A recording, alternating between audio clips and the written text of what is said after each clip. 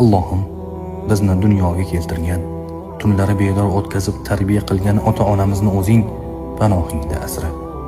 Ularning har bir nafasini ibodatga teng qilgin. Parvardigorim, ota-onamizga sog'lik, xotirjamlik, baraka va uzun umr ato etgin. Ularning qalblarini nur bilan to'ldirgin, yuzlariga tabassum, uylariga fayz baraka tushirgin.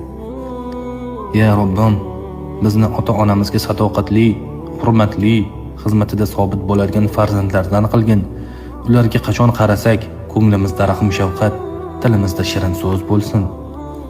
Agar bilib bilmay qalblarini og'ritgan bo'lsak, bizni mag'firat qilgin va ularning ko'ngillarini bizdan rozi qilgin. Allohim, ota-onamizni ham tashvishlardan, kasalliklardan, har qanday balo ofatlardan asra. Ularni biz uchun bu dunyoda ham, oxiratda ham saodat manbai qilgin.